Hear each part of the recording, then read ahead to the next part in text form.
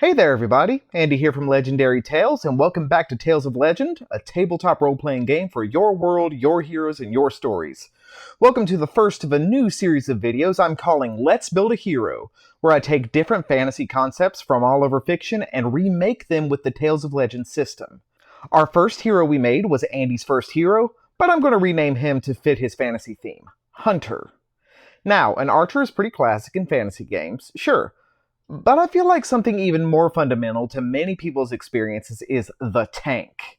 And that's what we're going to work on today. High armor, shield focused, guarding her allies. Let's make the tank in Tales of Legend. Okay, so what are some of the features that I want to highlight in the making of this character? She is going to have to be strong and tough. She's going to be wearing heavy plate armor. And defining part of her character is going to be a large shield that she is going to use. But instead of sword and board, I want to do something that I can't really do optimally in a game like D&D. I'm going to use a classic spear, which can be a much more effective weapon to finish my hero fantasy. Here is my blank Tales of Legend hero sheet. First things first, the name, the tank. She will be a level 1 hero. And since we are currently only working with the free rules, she will be mortal. Our aptitude die as a level 1 hero is 1d4. And now we need to make our first decision. Backstory. So let's go to the backstory section of the rules. It seems to me that a physicality backstory will be the best for this character concept, so I'm going to call it Guard. The idea is that she was a career guard of her local town before striking out on her own. The first thing I want to do is record that I have aptitude and physicality rolls. She's a tough one.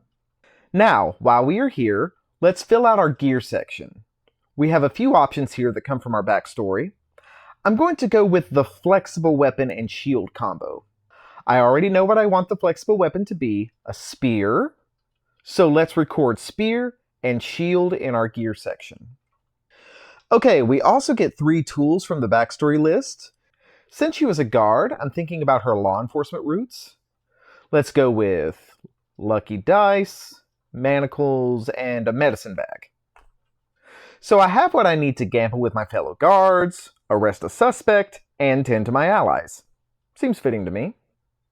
Last but not least, we will record the 1,000 currency, the 25 supplies, and the traveler's gear that every hero begins with. I could list out everything of the traveler's gear, but I don't want to do that right now. I'm also going to go ahead and spend 750 of my currency to get the armor, which is an important part of my hero concept. That leaves me 250 to spare when I start playing. Now, if you've been following my videos, you might remember that by being mortal, my tank here is going to have 1 extra aspect point as her level 1 heritage bonus. That makes 4 aspect points total. For me, I think it's obvious that I want to put 3 aspect points into physicality. I can't put 4 because we currently have an aspect point maximum of 3. Now, for my last point, I can see an argument for any of the 3 remaining. Grace means I can be a bit faster, focus means I can shrug off magical effects easier, but I'm going to put this point into skill, and I'll tell you why. Skill doesn't scale perfectly as you level up. If you want to have any skills at all, it is a good idea to put at least 1 point into skill at level 1. This means that you will generate at least 1 skill point from now on every time you level up. Now, I don't see this particular hero needing to be good at a ton of skills, but there are a couple that help universally. Detect and Fate are always useful. So, now that I put 1 point in skill and generated 1 skill point, I'm going to put it into Detect. Training is a catch-all section for anything special your hero is good with. I don't see this hero knowing any special languages or having magical senses, so I'll just put a note about armor, shields, and melee weapons. I'll keep the Who Am I blank for now, and that completes the first page. Moving on to page 2, we're going to start at the top right corner.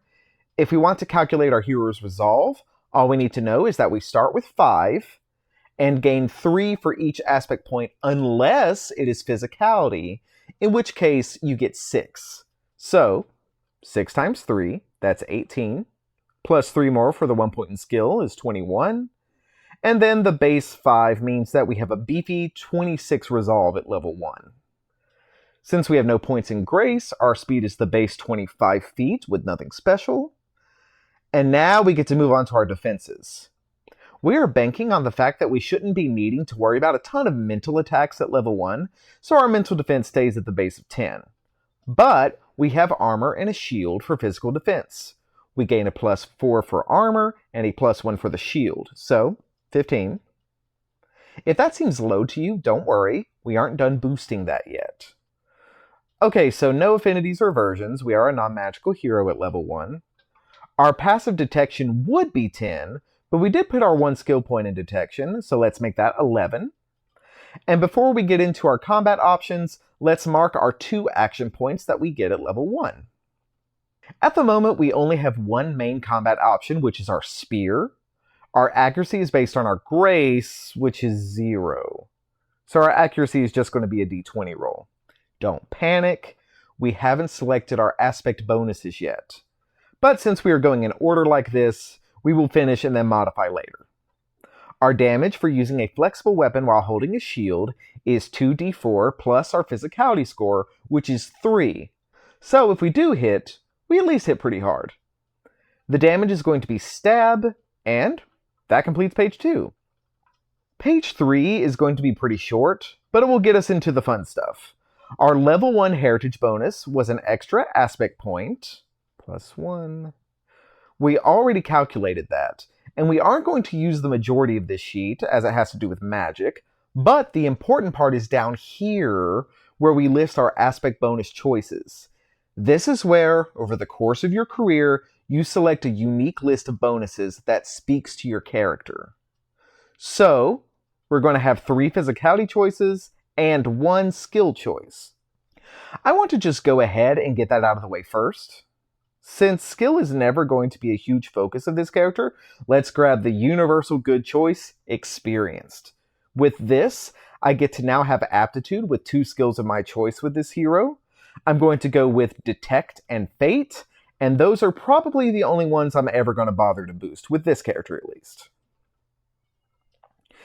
Now, I already need to make an adjustment. Since I now have aptitude and detect, my passive detection gets a boost equal to the average of my aptitude die.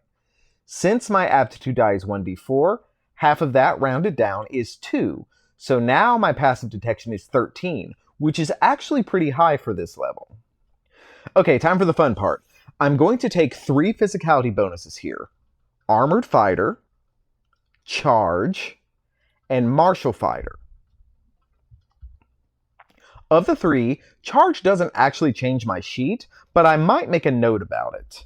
Whenever I use 2 action points on a move action, I can make an attack as a free action, which is really great to get in close and use that spear. Armored Fighter is how we're going to beef up my physical defense. My hero gets a +2 bonus to my physical defense if she is wearing armor, and a +1 to physical defense if she is wearing a shield. Now that decent physical defense score of 15 is a whopping 18 at level 1. That, alongside the stocky 26 resolve, makes her live up to her name of the Tank. But Armored Fighter also gives me one more amazing feature. My shield is now considered an offhand weapon eligible for the strike free action. So I'm going to add that as a combat option. It can only be used after the attack action is used. I'm going to call this Shield Bash. My Shield Bash's accuracy does get my aptitude die, so that is d20 plus 1d4. But the damage is only going to be my physicality score if I hit, so 3. Hey, it's nice to have that little bit of extra damage, just in case a foe is about to go down. And finally, Martial Fighter will take care of my spear problems. Now, not only do I gain aptitude for using melee weapons, but I get to use my physicality score instead of my grace for accuracy. So, what was a simple d20 roll before is now d20 plus 1d4 plus 3, which is much more accurate. I also need to add the +3 to my Shield Bash. And that completes the level 1 character sheet for the Tank. Now I'm going to quickly go through the level up process and get this gal to level 2 so she can join my hunter. She gains an aspect point, and this time I want to put it in grace. So this means a few things. Firstly, I gain one more skill point, which I'm going to put into Fate, matching Detect. Then I'm going to use my point in Grace to increase my speed from 25 to 30. And then, time to increase my Resolve. 5 for level 2, and 3 more for my point in Grace, so now my grand resolve total is 33. The other huge upgrade we get at level 2 is our third action point. So I am going to add that here. And lastly, let's record our aspect score in Grace and pick something.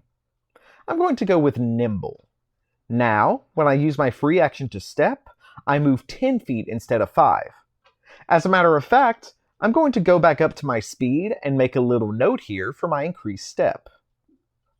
And now the tank is ready to join the hunter on adventures. But I feel like we should continue to add to the party.